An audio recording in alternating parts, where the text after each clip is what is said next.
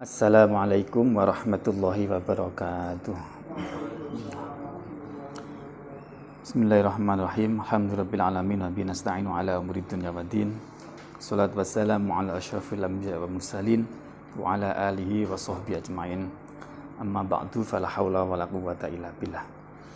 Ila hadratin Nabi Muhammadin sallallahu alaihi wasallam wa ala alihi washabihi wa dzurriyyatihi wa azwajihi wa syekhina masyaykhihim khususan hadrati muallifi hadzal kitab Syekh Zainuddin bin Ali Al-Ma'bari Al-Maribari wa jami' fu'in usulihim wa ilaqti masyayikhina masyaykhihim qaddasallahu sirrahum wa nawwara dhurrihum wa yuli darajatihim wa anta alaina min barakatihim syai'un lailana wa lahumul fatihah. A'udzu billahi minasyaitonir rajim. Bismillahirrahmanirrahim. Alhamdulillahirabbil alamin.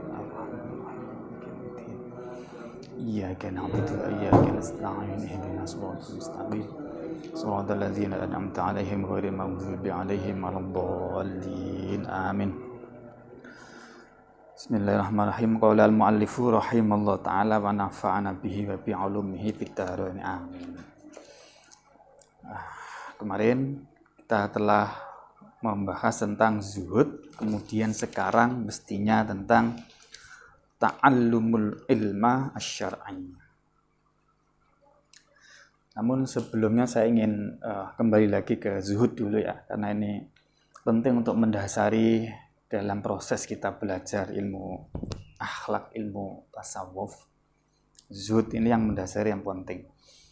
Jadi zuhud kemarin itu artinya kan benci ya.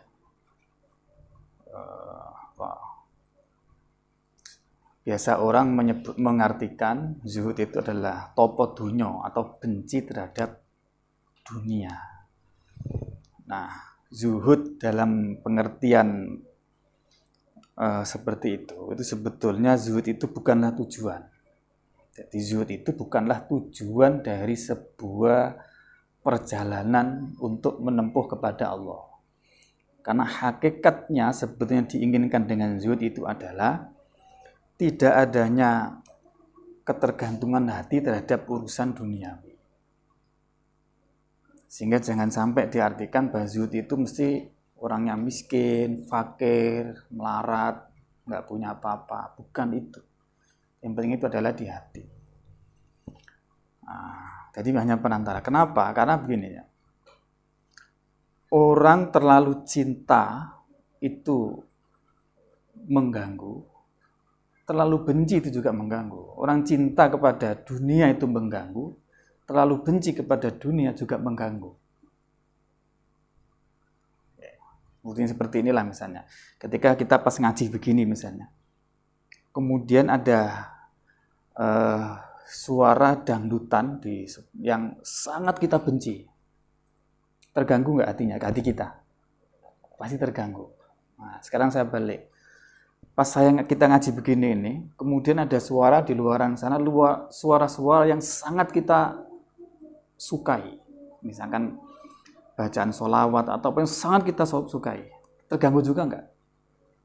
Terganggu. Jadi terlalu benci itu mengganggu, terlalu cinta itu juga mengganggu di hati. Dalam konteks dunia ya. Nah, jadi mengganggu.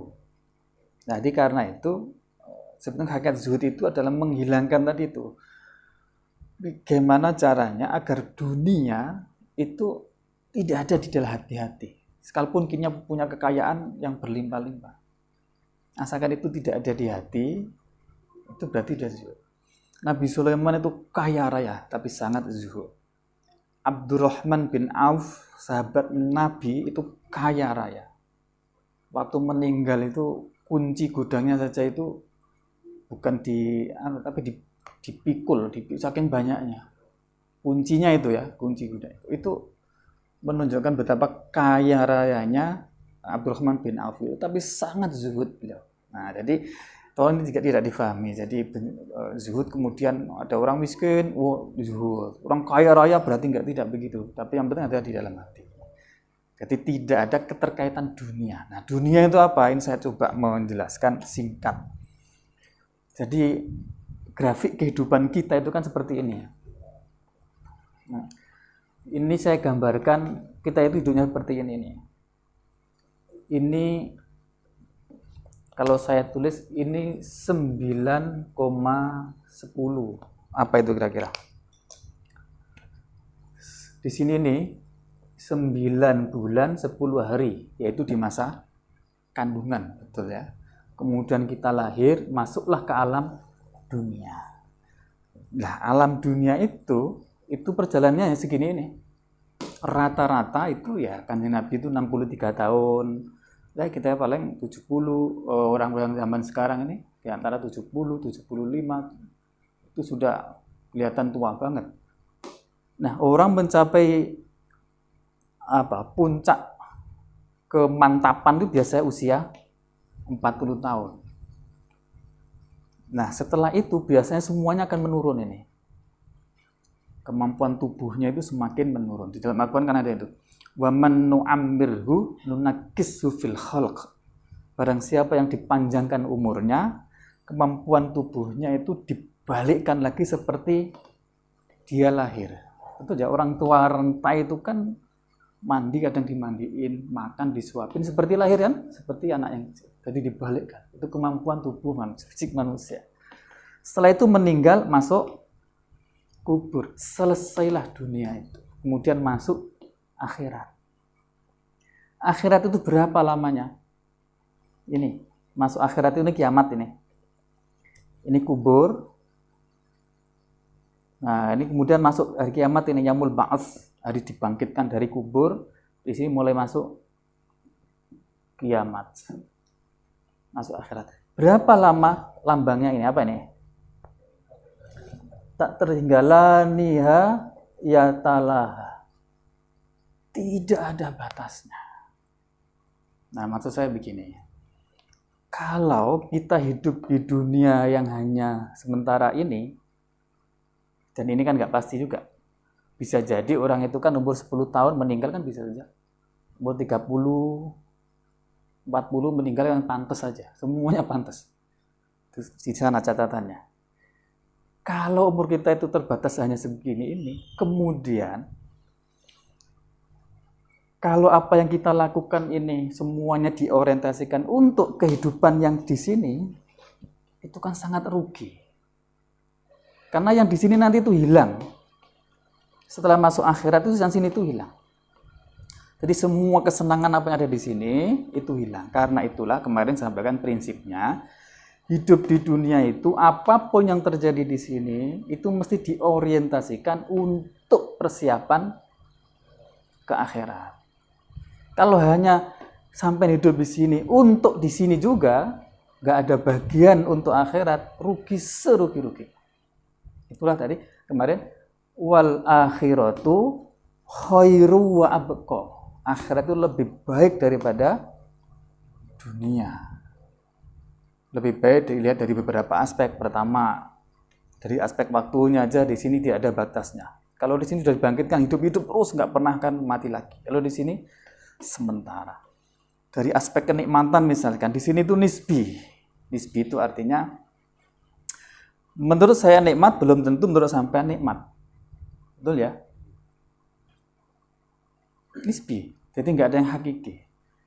Di sini nikmat itu cepat hilang dan ya gimana ya? Contoh misalnya gini ya, sampean makan bakso, satu mangkok enak nggak? Enak ya? Enak. 2 mangkok makan enak ya? 3 mangkok sekaligus? Enak atau enaknya kurang? 4 mangkok? Hilang itu kenikmatan bakso yang enak tadi itu, hilang. Pertanyaannya, kenikmatan bakso di mana? Jadi cepat sekali nikmat duniawi itu. Lah yang hakiki itu di sini. Di sini konon katanya. Di sini ini makan 1 mangkok enak. 2 kali mangkok kedua lebih enak daripada yang pertama. Mangkok ketiga lebih enak daripada kedua pertama. Itu yang disebut dengan nikmat hakiki di sini. Nah, pertanyaannya makanya kalau orang hidup di sini kemudian hanya untuk di sini, tertipu. Di sini ini mestinya adalah dipakai untuk persiapan perantara untuk mencapai bagaimana kehidupan di akhirat. Nah, pandangan sufi, pandangan ngaji kita seperti itu. Makanya di dalam kitab isinya ini semuanya seperti itu. Lah zuhud itu kira-kira, zuhud itu, ini tuh jangan sampai mengganggu dalam proses untuk menyiapkan ke sini. Ini tuh jangan sampai dimasukkan di dalam hati. Jangan dimasukkan ke dalam hati. Karena kalau dunia ini itu masuk di dalam hati, maka kita akan terjebak di dalam melakukan apapun itu yang balik-baliknya itu ke hati tadi itu. Sampai melakukan ibadah pun itu kadang diorientasikan untuk di sini juga. Itu kalau hati itu sudah ada dunianya. Nah, makanya ulama-ulama itu hatinya itu ini dihilangkan, urus dunia itu dihilangkan, yang ada itu hanya mikir akhirat. Sehingga apapun yang dilakukan, itu orientasinya itu akhirat. Melakukan ibadah, ya untuk akhirat. Melakukan urusan-urusan dunia, ya untuk akhirat. Karena di hatinya itu akhirat. Nggak ada dunianya. Nah, zuhud itu di situ maksudnya. Bisa diterima, gitu. Ini dasar sekali. Karena dengan ini yang harus pertama kita... Oke, jadi sekali lagi saya sampaikan ya. Pokoknya perbuatan apapun di sini ini, kalau sekiranya manfaatnya itu kembali sebelum mati, maka itu dunia apapun. Sampai sholat Allahu Akbar, biar dianggap orang yang gini, orang ngalim, orang yang khusyuk dan sebagainya. Ada falanya enggak? Enggak ada. Itu adalah urusan dunia. Karena kenikmatannya ya dapat pujian tadi itu, dunia. Di akhiratnya, belas. Oke. Sebaliknya, sampean melakukan di sini makan, minum, tidur, tapi semuanya diniati untuk saya tidur dulu biar nanti ngaji kitabnya enggak ngantuk. Baik enggak tidurnya? Kelihatannya tidur, tapi itu sebetulnya perbuatan akhirat. Makan biar sehat, nanti kalau sehat ngajinya tenang. Kalau lapar kan mulat-mulat enggak konsentrasi, biar tenang tak makan dulu. Makannya baik enggak? Kelihatannya sih aktivitas duniawi, tapi karena niat seperti itu, maka menjadi aktivitas ukhrawi. Jadi pendek kata, mari kita apapun kita lakukan di sini ini di kehidupan di dunia semuanya diorientasikan untuk apapun itu. Teman-teman ada yang misalkan sekolah kuliah di yang hukum kemarin siapa namanya? Lihat di Trisakti siapa? Itu misalnya pertanyaannya itu duniawi atau ukhrawi? Ayo. Kuliah di Trisakti, jurusan hukum, pertanyaannya itu duniawi apa ukhrawi? Ayo. Kelihatannya duniawi, oke? Siapa tahu dia meniatkan, saya masuk hukum. Saya ingin memperjuangkan Islam melalui penegakan hukum. Bagus enggak? Bagus. Kalau niatnya seperti itu, dunia apa ukhrawi? Ukhrawi, akhirat. Jadi dia belajar, dia naik angkot, dia itu semua diganjar seperti ganjarannya ibadah, melakoni kewajiban fardu kifayah. Karena berprofesi sebagai apapun yang halal ya, itu fardu kifayah. Bayangkan orang Islam nggak ada sama sekali yang ahli hukum, apa yang terjadi? Nah berarti berprofesi ahli hukum itu adalah fardu kifayah. Sama dengan, bayangkan di kampung ini atau di Jakarta Barat ini tidak ada kiai sama sekali, apa yang terjadi? Berarti menjadi kiai itu juga fardu kifayah, sama.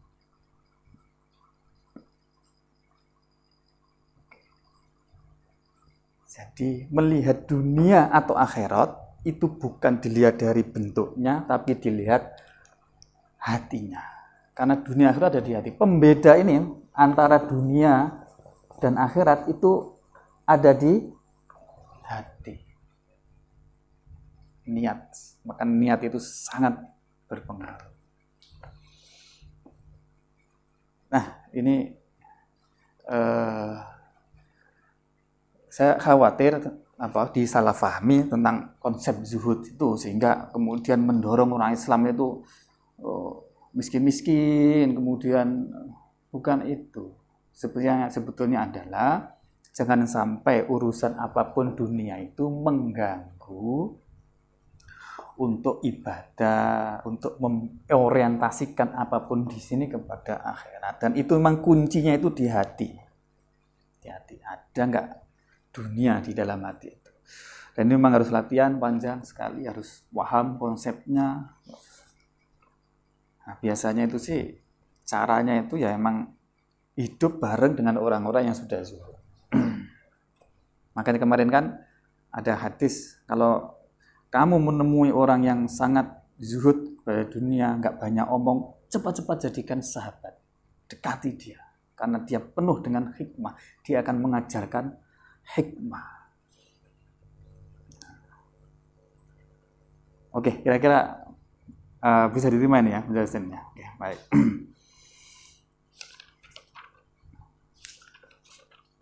Oke. Bismillahirrahmanirrahim. Kita lanjut ya. Qala al-mu'allif rahimahullah ta'ala wa nafa'ana bihi wa bi 'ulumi fid dharain amin. Wa minha ta'allumul ilma asy-syar'i. Wa minha, dan itu setengah saking wasiat. 9 wasiat itu ta'allumul ilmi, mempelajari ilmu asy-syar'i yang sebangsa syariat. Ilmu syar'i itu semua ilmu yang dasarnya atau bahan mentahnya, sumbernya itu dari Al-Quran, Al-Hadis. Itu ilmu syar'i. Nah, selain itu berarti ghairu syar'i. Nah, tapi tolong ini juga jangan terjebak juga ini. Ilmu syar'i, ilmu ghairu syar'i. Jadi ilmu syar'i itu ilmu yang sumbernya dari Quran dan Hadis. Misalkan fikih, tasawuf gini ini sumbernya dari Quran dan Hadis. Nah, ilmu matematika sumbernya dari mana? Dari penelitian, dari akal. Ilmu fisika, biologi, kimia, hukum, sosiologi, dari mana sumbernya? Selain Quran dan Hadis. Itu ghairu syar'i. Tapi pertanyaannya, apakah itu ilmu dunia atau ilmu akhirat? Nah, ayo. Apakah ilmu dunia atau akhirat? Kita kembalikan, apakah itu masuk dunia atau akhirat di hatinya masing-masing. Tadi saya contohkan, belajar hukum tadi, dia itu aktivitas dunia atau akhirat? Akhirat. Niat tadi loh, niat dengan belajar hukum, tapi niatnya untuk menegakkan hukum menegakkan, memperjuangkan Islam melalui dunia hukum, itu ibadah apa enggak? Berarti dunia apa enggak?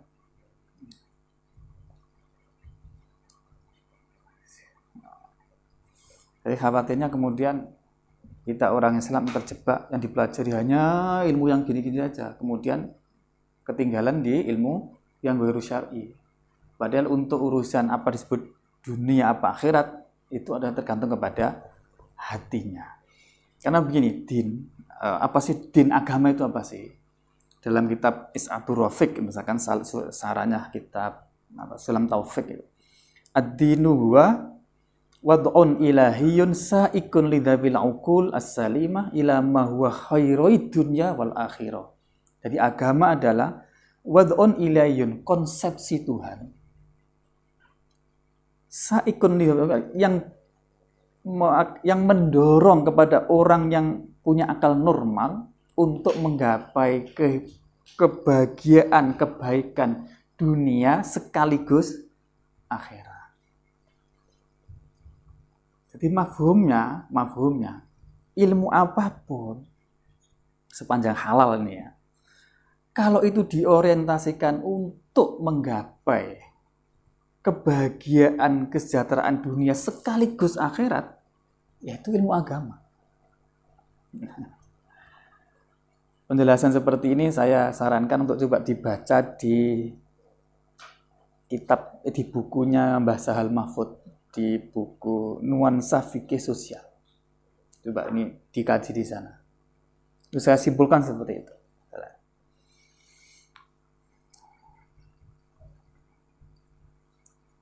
Oke, jadi ilmu syar'i itu ilmu yang dari sumbernya itu asal muasalnya dari Quran dan hadis. Nah, bisa jadi bahkan Al-Ghazali dalam Ihya itu ya, ilmu fikih itu ilmu duniawi. Halo? Ilmu fikih itu ilmu duniawi. Al-Ghazali dalam Ihya. Kenapa? Ya karena memang ilmu fikih itu untuk mengatur kesejahteraan dunia. Dari aspek itu disebut sebagai ilmu dunia, karena untuk mengatur bagaimana hubungan muamalah jual beli dengan baik dan benar sehingga terjadi kesejahteraan maka disebut segitu. Dia panjang lainnya kalau urusan ini, kalau dijelaskan kapan ngaji lagi di kesempatan lain yang lebih lebar. Tapi setidaknya ini saya rekomendasikan teman-teman untuk bisa mengkaji lebih jauh lagi sebenarnya konsep apa ilmu syar'i, ilmu ghairus syar'i, ilmu dunia, ilmu akhirat itu kayak apa. Bahasan yang agak lebar itu di Ihya Ulumuddin. Bismillahirrahmanirrahim. Wa ta'allaman ilman yusahhihu ta'atan wa aqidatan wa muzakkil qalbas uskula wa ta'allaman, dan sungguh belajarlah engkau, belajar ilman terhadap ilmu, yang ilmu tadi sifatnya yusahhihu, yang akan bisa mengesahkan apa ilmu, mengesahkan ta'atan, akan ta'at, akan ketaatan, atau yusahhihu yang akan membenarkan atau mengesahkan ta'atan terhadap amalan ta'at. Wa aqidatan, dan belajarlah ilmu aqidah. Wa muzakkil qalba, dan belajarlah ilmu yang membersihkan hati. Uskula, yang menjadi jernih apa hati. Uskula, yang menjadi jernih apa hati. Di dalam bait ini menjelaskan bahwa kita disuruh untuk belajar ilmu yang bisa, yang dengan ilmu tadi itu ketaatan kita kepada Allah itu menjadi benar. Berarti ya ilmu fikih, taat ibadahnya, sholatnya, puasanya, zakatnya, bagaimana caranya itu agar menjadi benar, sah, ya fikih. Berarti kita harus belajar ilmu syariat fikih. Yang kedua, wa aqidatan, dan belajar ilmu akidah, yaitu ilmu terkait dengan mengenal kepada Allah Subhanahu wa Ta'ala yang sesuai dengan tentu dengan ajaran ahli sunnah wal jamaah.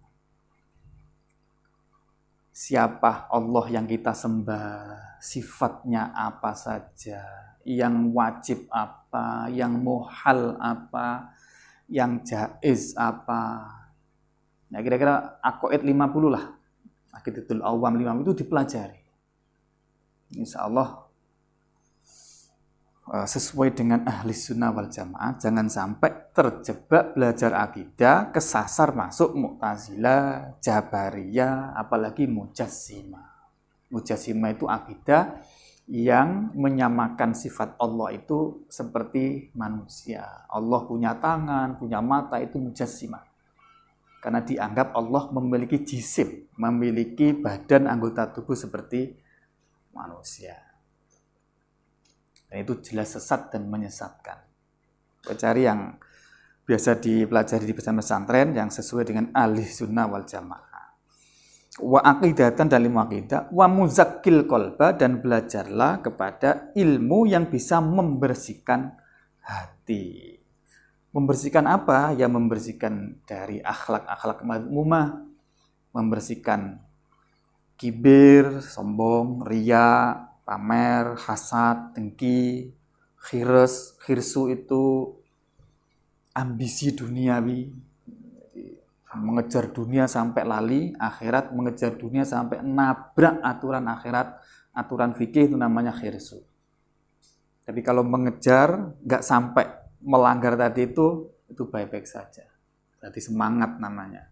Tapi kalau sampai lupa aturan, lupa akhirat, khirsu itu yang mazmum. Dan semua penyakit hati. Wahadits salah satu, adapun inilah 3 ilmu, yaitu ilmu yang bisa membenarkan bagaimana kita taat kepada Allah, ilmu fikih, kemudian ilmu akidah, kemudian ilmu yang bisa membersihkan hati, ilmu akhlak, ilmu tasawuf. Itu fardu ainin, hukumnya fardu ain. Siapapun hukumnya wajib belajar ini. Karena itu fa'rifan, maka ketahuilah sungguh-sungguh.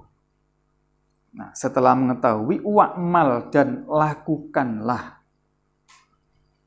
olehmu biar kepada 3 jenis ilmu tadi itu, tahsul maka akan berhasil apa najatun, keberuntungan, wa'tala, dan menjadi mulia siapa engkau, wa'tala, dan menjadi mulia, wa'tala, dan menjadi mulia. Jadi mempelajari 3 jenis ilmu tadi itu hukumnya fardu ain. Fardu ain itu artinya semua orang muslim, orang mukmin itu punya kewajiban ini, fardu ain. Nah, ukuran sejauh mana kewajiban ini, itu yang penting ilmu apa yang sedang kondisi apa yang sedang dihadapi, itulah yang harus diilmoni, itu yang fardu ain. Lebih dari itu fardu kifayah. Contoh kita ini kan yang penting namanya santri, itu kan yang penting kan sholatnya benar, ibadahnya benar, itu saja cukup, itu fardu kifayah. Puasanya benar, wis diilmoni cukup, itu sudah cukup. Nah, begitu nanti mau haji, baru kita punya kewajiban untuk belajar ilmu haji. Nah, beda lagi kalau sampai ingin terjun menjadi guru, kiai, mubaligh, berarti harus lebih dalam dari sekedar mengetahui tata cara sholat, tata cara puasa, tata cara zakat tadi. Jadi harus lebih mendalam lagi karena untuk diajarkan kembali. Jadi nggak cukup banyak yang fardu ain. Itu sudah termasuk hukumnya fardu kifayah. Jadi yang ain, yang wajib itu, yang penting tuntutan yang terjadi kepada kita itu sudah dijalankan sesuai dengan kebenaran. Sudah cukup. Ya, lebih dari itu sudah termasuk fardu kifayah.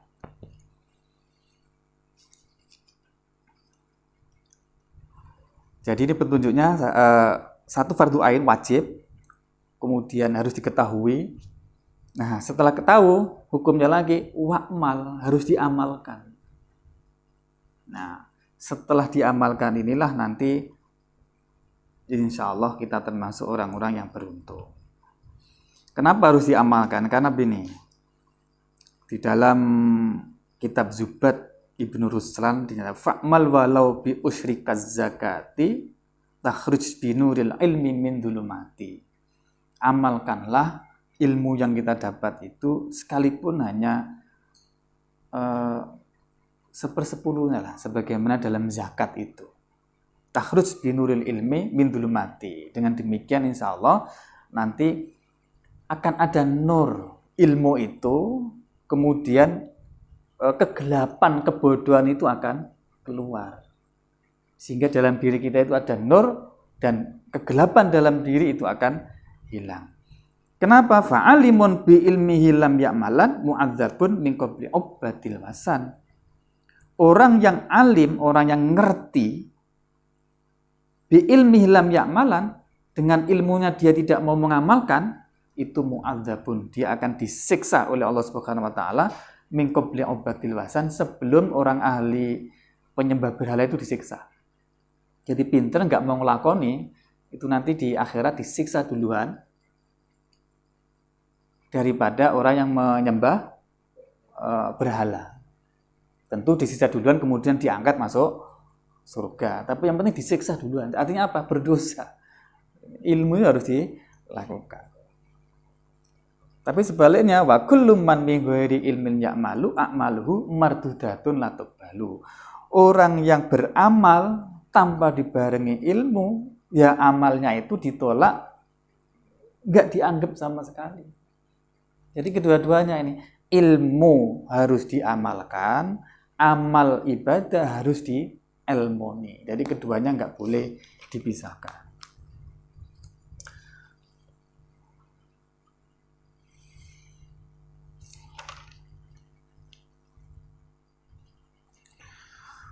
Terkait dengan ini ada misalkan hadis Kanjeng Nabi, inna qalilal amali yanfa'u ma'al ilmi billah wa inna katsiral amali la yanfa'u ma'al jahli billah.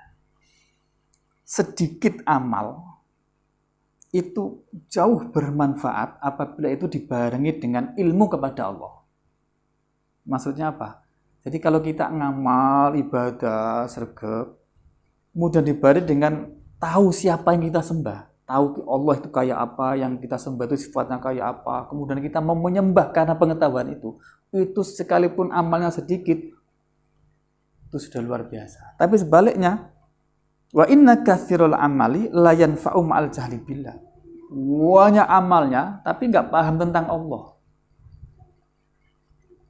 Jadi dia hanya rajin ibadah tapi nggak paham ilmu tauhidnya, siapa Allah, siapa yang disembah itu kayak apa, sehingga hatinya itu salah. Niatnya bisa salah, keyakinannya bisa salah, sehingga nggak ada manfaatnya.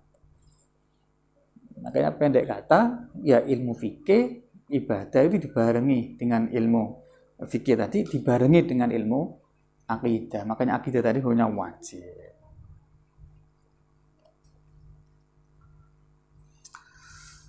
Belajar ilmu seperti ini yang luar biasa, penghargaan Allah Subhanahu wa taala kepada orang seperti ini. Dalam hadis disebutkan yastaghfiru lil alimi ma fis samawati wal ard. Penduduk langit, penduduk bumi dan penduduk langit, para malaikat itu memintakan ampun kepada orang yang alim, orang yang mau belajar dan mau mengamalkan ilmunya, orang alim. Itu dibacakan istighfar oleh Allah, dimintakan ampun kepada Allah. Bayangkan ini malaikat sibuk terhadap sibuk gara-gara ada orang yang mau ngaji, mau mengamalkan gara-gara orang alim. Ini kan luar biasa. Malaikat sampai sibuk. Bismillahirrahmanirrahim. Lanjut. Wa minha al-muhafadzatu 'ala sunan. Wa minha, dan itu setengah dari 9 wasiat itu al-muhafadzatu, menjaga 'ala sunani, kepada semua kesunatan. Sunan, ya, sunat yang dimaksud di sini itu ada at-thariqah al-qawimah, jalan yang lurus menuju kepada Allah. Jalan yang yang lurus, tidak terpengaruh oleh hawa nafsu, oleh dosa. Jadi yang lurus kepada itu namanya as-sunan at-thariqah al-qawimah. Itu perspektif tasawuf, jalan yang pokoknya lurus kepada Allah Subhanahu wa taala, enggak pengaruh dunia, enggak kepengaruh hawa nafsu. Kalau berarti fikih, sunan ma yuthabu ala fi'lihi wala yu'aqabu ala tarki. Jadi perkara yang kalau dilakukan itu ada pahalanya, kalau ditinggalkan ya enggak apa-apa. Anjuran namanya sunat seperti itu. Nah, seperti itu dalam kehidupan sehari harus dijaga. Bagaimana maksudnya ini? hafiz ala sunanin wa adabin atat maksuratan an khairiman jamur salah. Hafiz, peliharalah olehmu atau peliharalah, memelihara ala sunanin atas kesunatan-kesunatan, wa adabin dan tata krama dan adab. Dalam melakukan aktivitas apapun harus dipelihara bagaimana kesunatannya dan tata kromonya kayak apa. Kesunatan dan tata krama bagaimana, atat yang telah datang apa kesunatan, maksuratan yang dari Al-Quran dan hadis, maksur, an khairiman dari sebaik-baik orang, ja'a yang datang siapa man, mursala dalam keadaan diutus siapa man. Maksudnya Kanjeng Nabi. Jadi peliharalah kesunatan dan tata krama adab yang telah disebutkan di dalam Al-Quran dan hadis yang dibawa oleh Kanjeng Nabi Muhammad Sallallahu Alaihi Wasallam. Nah, karena kita nggak menangi Kanjeng Nabi, ya belajarlah dari pewaris Kanjeng Nabi. Siapa? Ulama. Belajarlah kepada ulama.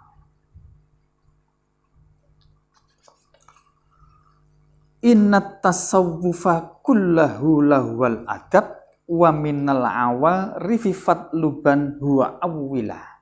Innat tasawwufa, sesungguhnya tasawuf, kullahu, ya semua tasawuf, itulah wal adabu, adalah tata krama.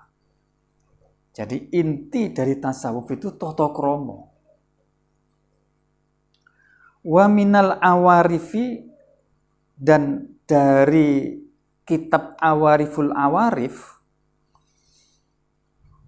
fatluban, sungguh carilah engkau, hu akan kitab Awariful Awarif, wa awwila dan wa awwila dan tetanggenan dan berpedomanlah kamu atau berpegang teguhlah kamu, wa awwila dan berpegang teguhlah kamu kepada kitab Awariful Awarif.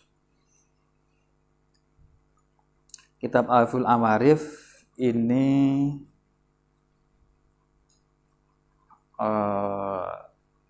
dikarang oleh Asy-Syuhrawardi kalau nggak salah ya.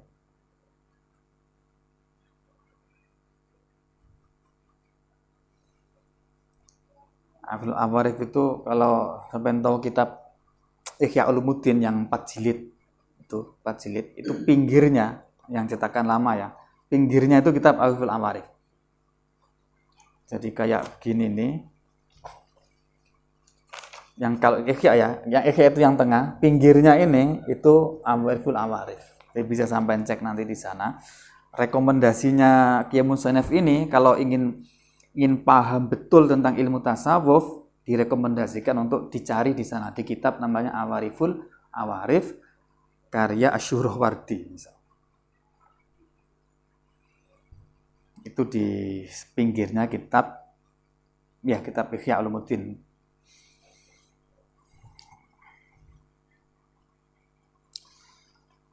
Nah, innat tasawufa kullahu lawal adab. Jadi ilmu tasawuf itu intinya sesungguhnya itu adalah adab. Jadi sudah lebih dari sekedar syariat sebetulnya. Sudah lebih dari sekedar menjalankan perintah, menjauhi larangan. Kalau menjalankan perintah larangan selesai ya selesai. Nah, tapi untuk tasawuf itu harus lebih dari itu, yaitu tata kramane. Ketika misalkan kalau sholat itu kan Allahu Akbar, ngiling ingat apa saja itu kan sah menurut aturan fikih. Tapi itu enggak beradab kepada Gusti Allah. Coba bayangkan ya, sholat di depan, sholat ya, Allahu Akbar menghadap Gusti Allah. Tapi hatinya kemana-mana, hatinya tidak menghadap kepada Allah. Itu kan ibarat sampai menghadap Pak Presiden, begini menghadap, tapi hatinya nggak ikut menghadap. Ini kan ngenyak kepada Presiden. Nah, itu sudah bahasan tasawuf itu. Bagaimana menghadirkan hati ketika sholat, itu sudah mantap. Fikihnya, syariatnya, pokoknya sepenting syarat rukunnya terpenuhi, selesai. Urusan hati itu di luar. Nah, tasawuf itu adabnya tadi itu, bagaimana menundukkan hati, bagaimana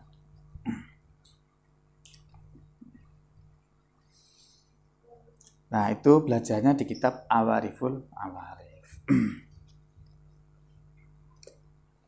Tasawuf itu intinya adalah adab. Adab apa sih? Maksudnya begini, adab itu. Jadi at-tasawufu kulluhu adab.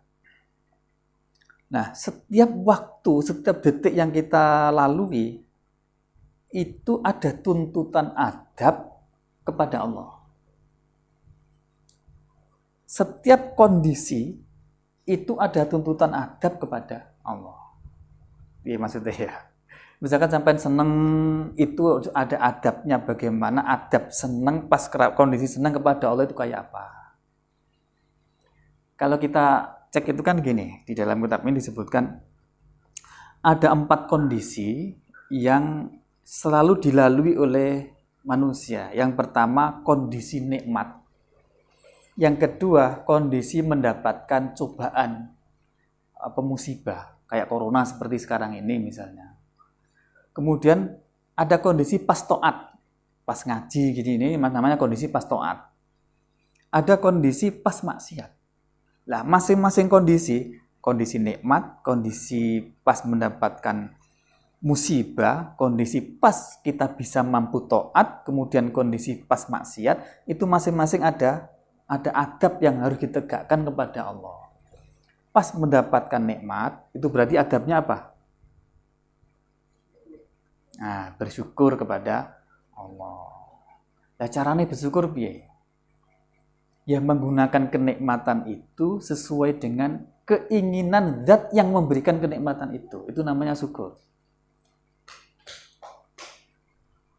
Kemudian pas mendapatkan cobaan musibah, apa tata kramane? Apa adabnya? Ya kita harus sabar, ridho, dan tidak menuntut. Jadi wis diterima. Diterima ini sebagai takdir dari Allah, kemudian sabar dihadapi dengan tegar, itu adabnya. Pas taat, pas kita bisa taat, misalkan kita berhasil sholat jamaah dan seterusnya, adabnya kita harus merasa bahwa ketaatannya itu adalah pemberian dari Allah, bukan usaha dari dia. Itu adabnya. Sampai bisa ngaji begini, ini itu kan semata-mata karena pertolongan Allah.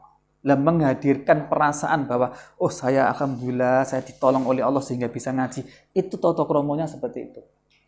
Jadi jangan sampai dikembalikan, ini kalau saya nggak berangkat ini nggak bisa saya. Itu berarti menganggap bahwa taatnya itu karena usaha dia. Ini kurang ajar namanya. Nggak tata kromo kepada Allah. Lah tasawuf seperti itu. Tasawuf itu adalah aturan tata kromo nanggone Gusti Allah. Nah, ketika maksiat juga begitu. Apa tuntutan Allah, apa adab kepada Allah? Ya harus taubat. Mengaku kesalahan itu adalah sebab dirinya sendiri, bukan karena Allah. Itu tata kromnya begitu. Kalau kita dapat nikmat, itu akui semua adalah dari Allah, nikmat taat dan sebagainya. Kalau dapat maksiat, jangan pernah itu hubungkan dengan Allah. Itu harus diakui sebab dirinya sendiri. Itu tata kromonya seperti itu. Nah, di dalam hadis ini disebutkan man u'tiya fasyakara wabtuliya fasabara wa dzulima faghafara wa dzalama fastaghfara. Barang siapa diberikan rezeki kemudian syukur, diberi cobaan kemudian sabar, dizalimi orang dia mengampuni, kemudian begitu terjebak jatuh pada mendolimi orang atau mendolimi Gusti Allah, dia baca istighfar atau minta ampun kepada Allah, maka orang ini dikatakan Nabi al-amnu wa hum muhtadun. Orang ini nanti di akhirat aman dari siksa neraka, wa hum muhtadun, dan selama di dunianya dia akan selalu mendapatkan petunjuk dari Allah. Jadi ketika Kanjeng Nabi bilang begitu, man a'ta fasyakara wa betulia fasabara wa dzulima faghfara wa dzalama fastaghfara. Kemudian Kanjeng Nabi diam. Para sahabat kemudian bertanya, terus apa Kanjeng Nabi? Jadi nunggu-nunggu begitu kira. Kok pengen segera dikasih tahu. Kemudian dijawab Kanjeng Nabi, al-amnu wa hum muhtadun. Orang seperti itu akan dijamin Allah aman nanti dari siksa neraka, dan dia selama hidupnya akan muhtadun, mendapatkan hidayah.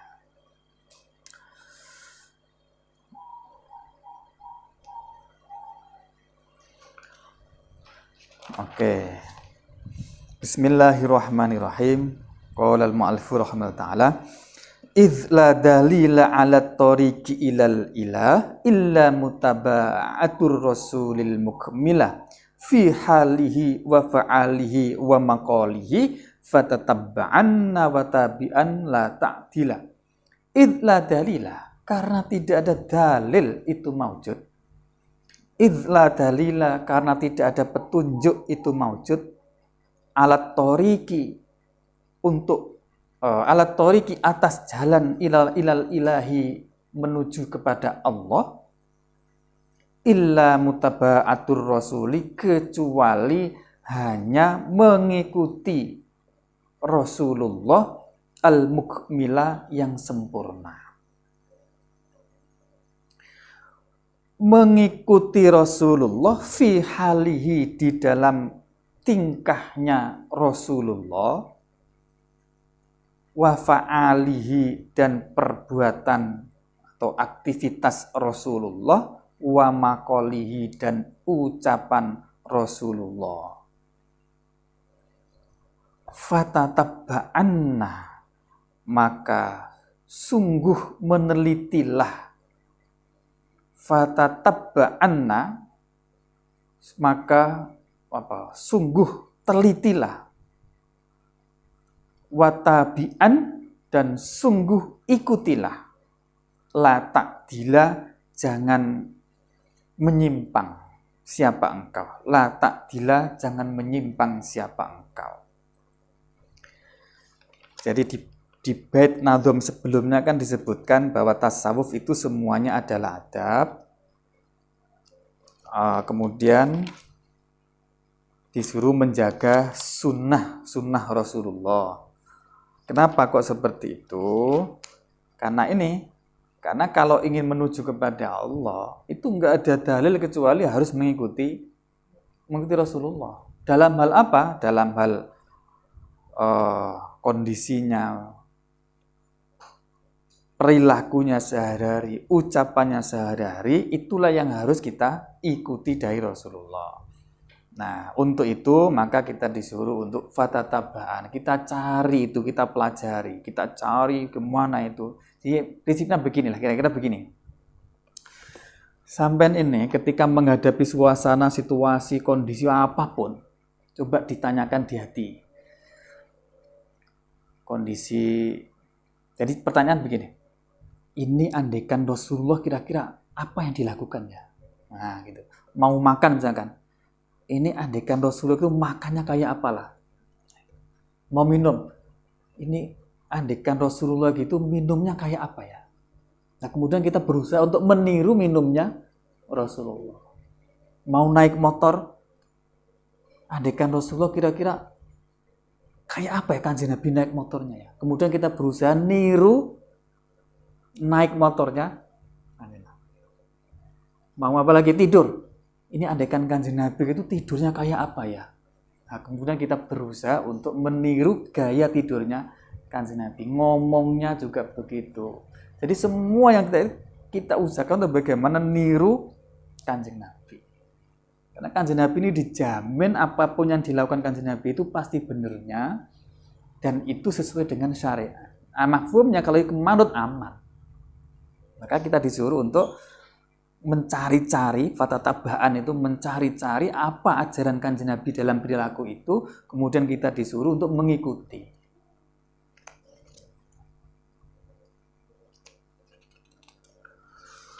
Oke.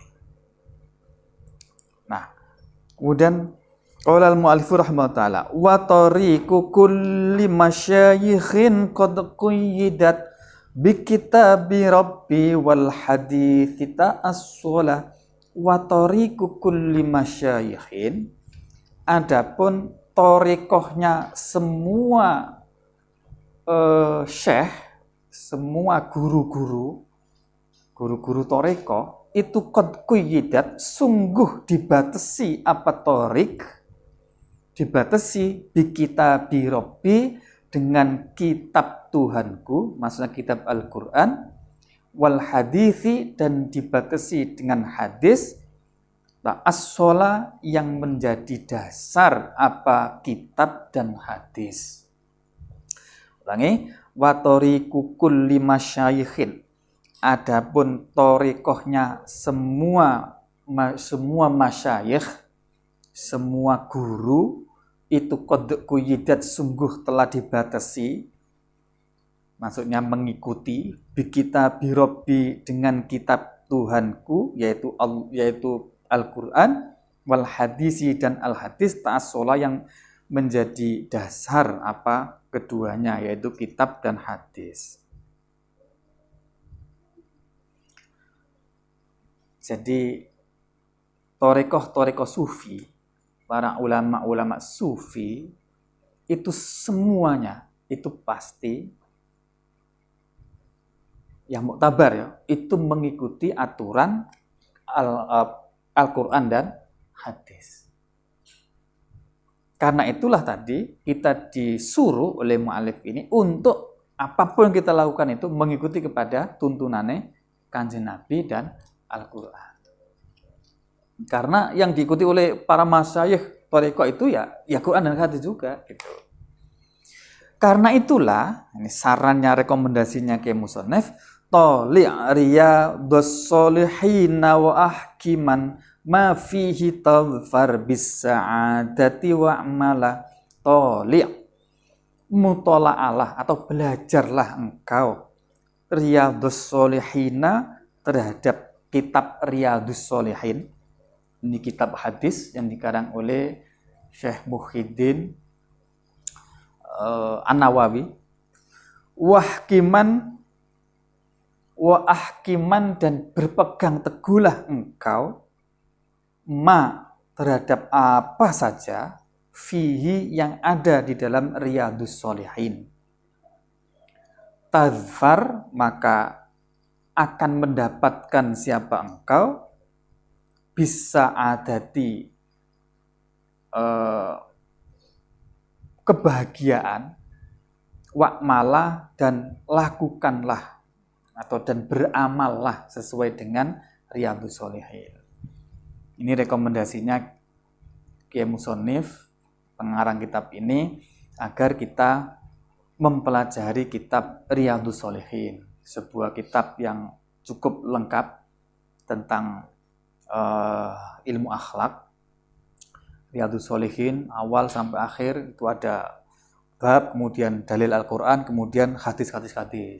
Jadi setiap bab itu di situ ada Al-Qurannya, ada, kemudian ada hadis-hadisnya. Jadi lengkap sekali. Mulai semuanya sudah ada di situ. Ini saya rekomendasikan. Punya nggak ya? Punya.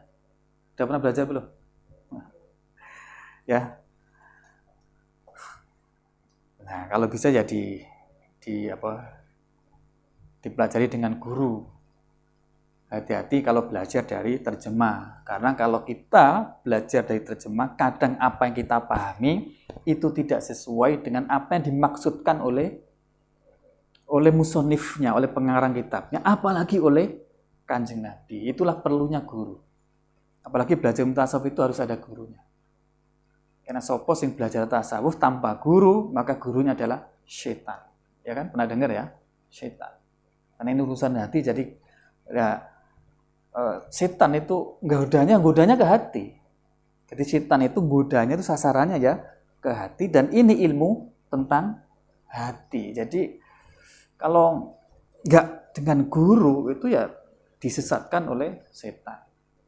Dikiranya sudah benar, ternyata dihiasi oleh setan. Makanya perlu guru. Jadi usahakan belajar ini dengan guru agar ya ilmunya itu mantap lah, berasal dari orang, bukan dari pemahaman diri. Dan biar ada sanadnya, ilmunya itu biar nyambung sampai Kanjeng Nabi. Wah tamma bil fardil ladzi la yakruba min dil atoi bimithli dzalika akmala. Wah tamma, dan pentingkanlah engkau. Wah tamma, dan pentingkanlah bil fardi, terhadap kewajiban fardu, alladzi la yuqrabu, yang tidak mendekat.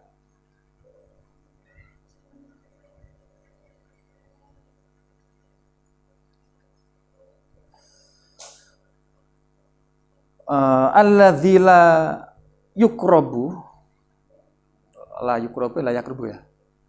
Wah tamma, dan pentingkanlah olehmu bil fardi, dengan kewajiban. Alladzi la yuqrabu, yang tidak, alladzi la yakrubu, yang tidak mendekat,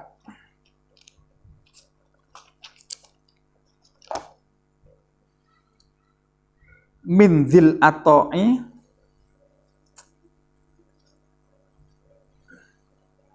dari inilah orang yang memiliki pemberian, bimithli dzalika,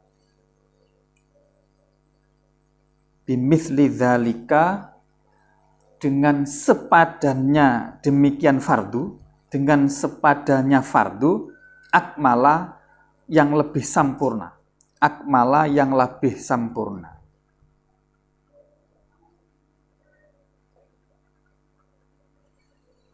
Wahtama bil fardi. Jadi gini, bait ini tujuannya untuk menghilangkan kesalahpahaman kita. Tadi kan di awal, di bait awal itu kan kita disuruh untuk selalu menjaga kesunatan-kesunatan.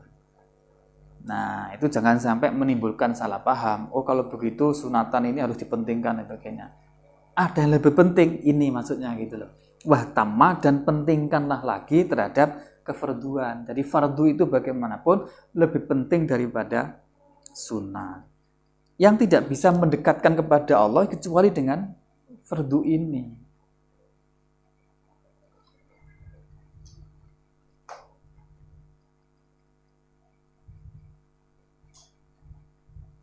Jadi orang tidak bisa mendekatkan diri kepada Allah ya kecuali dengan menjalankan semua kefarduan. Lah tambahannya itu baru kesunatan. Jangan dibalik. Tadi ini khawatirnya sebetulnya biar nggak salah paham dengan bait yang awal tadi.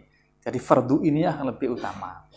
Karena ini mazala abdun, mazala tidak ada henti-hentinya siapa abdun, seseorang hamba, bin nawafili, dengan ibadah sunat, itu yakrubu, mendekat siapa abdun, siapa seseorang, hatta akuna, sehingga ada siapa saya, atau menjadi, hatta akuna, sehingga menjadi siapa saya, lahu, bagi abdun, bagi seseorang, itu yadan, menjadi tangannya, wal arjula, dan menjadi kakinya, was sam'a, dan menjadi telinganya, minhu, dari abad, minhu, dari seseorang. Summa ainan, kemudian menjadi matanya, basiroh, yang melihat siapa abad, maksudnya misla dzalika, maksudnya adalah seperti itu, fil matolibi, di dalam tuntutan, harwala yang cepat-cepat. Apa matolib? Harwala yang cepat-cepat, apa matolib? Harwala yang cepat-cepat, apa matolib? nazm ini sebetulnya itu iktibas atau diambil dari dawuh Kanjeng Nabi yang bunyinya begini, ma taqarraba ilayya abdi bi syai'in ahabbu ilayya mimma aftaratu alaihi. Tidaklah seorang hamba itu berusaha untuk mendekatkan diri kepada Allah yang lebih saya sukai kecuali dengan cara menjalankan semua yang difardukan, yang diwajibkan oleh Allah. Nah, kemudian wala yazalu abdi yataqarrabu ilayya bin nawafil hatta uhibbu. Ditambah dengan ini, seorang hambaku tadi yang sudah menjalankan kefarduan tadi itu, dia selalu beribadah dengan melakukan semua kesunatan-kesunatan. Jadi nggak cukup hanya fardu saja, tapi ditambah sunat-sunat. Contohnya misalkan nggak hanya sholat fardu saja, tapi sunat qobliyah dijalankan, ba'diyah, semua kesunatan dijalankan. Sehingga hatta uhibbahu, sehingga Allah mencintai kepada orang itu, karena dia mau menjalankan semua kewajiban dan kesunatan-kesunatan. Nah, kalau sudah Allah mencintai kepada hambanya, faidha ahbabtuhu kuntu sam'ahu, maka saya Allah itu menjadi pendengaran bagi hambanya itu, di mana hamba itu mendengarkan dengan telinganya, wa basarahu, dan menjadi penglihatan, wa yadahu, dan menjadi tangan, wa rijlahu, dan menjadi kaki. Jadi kalau nggak hati-hati memaknai, bisa-bisa menjadi mujassimah. Jadi Gusti Allah itu menjadi kaki, menjadi tangan, menjadi mata, menjadi telinga. Maksudnya apa? Maksudnya ini berbeda pendapat macam-macam. Antara lain yang dimaksud Allah menjadi telinga itu adalah Allah mengendalikan telinga kita sehingga tidak digunakan untuk melakukan maksiat. Allah mengendalikan mata kita sehingga mata kita tidak sampai melakukan maksiat. Jadi kalau Allah itu sudah cinta kepada hambanya, kepada kita yang mau melakukan semua kefarduan dan semua kesunatan sehingga Allah cinta, nanti tangan Allah akan menjadi tangan. Maksudnya tangannya itu dikendalikan oleh Allah sehingga tidak jatuh ke maksiat. Allah menjadi kaki sehingga kaki, maksudnya Allah mengendalikan kaki sehingga tidak dipakai berjalan menuju maksiat. Tuh. Ditambah lagi, wa in sa'alani la'atiyannahu. Apabila hambaku tadi itu minta kepadaku, sungguh aku akan memberi. Wala in ista'adza bi la'u'idzannahu.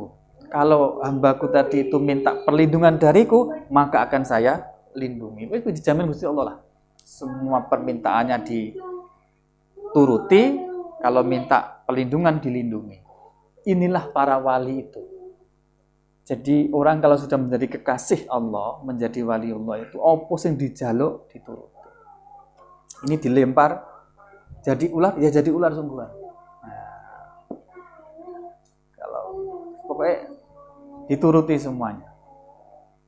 Itu kalau sudah dicintai oleh Allah. Nah, agar dicintai tadi itu sarannya apa? Mementingkan fardu ditambah melakukan semua kesunatan-kesunatan yang disunatkan dalam kehidupan sehari-hari. Insyaallah nanti Allah akan mencintai kepada orang seperti itu. Semoga kita bisa diberi pertolongan Allah untuk bisa melakukan semua ini. Karena la haula, tidak ada daya untuk menghindar dari maksiat, wala quwwata, dan tidak ada kekuatan untuk melakukan ketaatan illa billah, kecuali hanya pertolongan Allah Subhanahu wa taala. Al-Fatihah. A'udzubillahi minasyaitonir rajim. Bismillahirrahmanirrahim.